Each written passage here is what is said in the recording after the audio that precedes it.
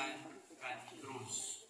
Asin man nagpapagirundog sa kuya na ang krus inuan sa kuya adan pasilig sa imong kahadayan adaing kasagporan.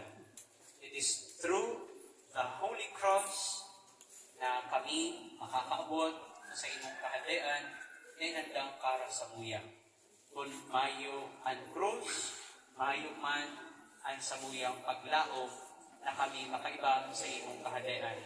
Lugod kaguramnan, ang imamin na ini, danay na magpagirumdum sa muya, na sa gabos na lakaw kan sa muyang pagkabuhay, danay niya mong akuon na may ilog na kapakumbabaan, pagsarig asin paglaom sa imo, na ang mga krus na sa muyang ginadara, sa muyang araw-alaw na pagkabuhay, tanda kan sa imong pag-apod sa lambang sarusa mo.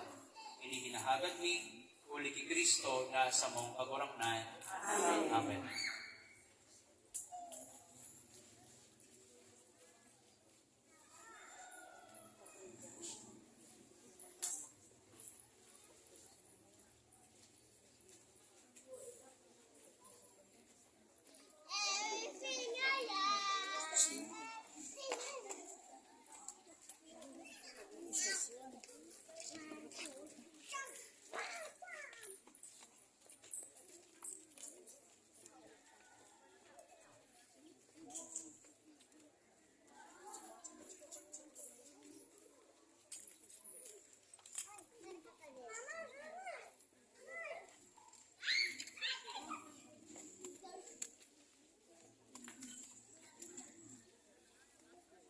Nakikisumaro sa kuya, sa satuyang pagurupurog, kandalan kag krus, sa satuyang paguragnan na sa Yesu Kristo.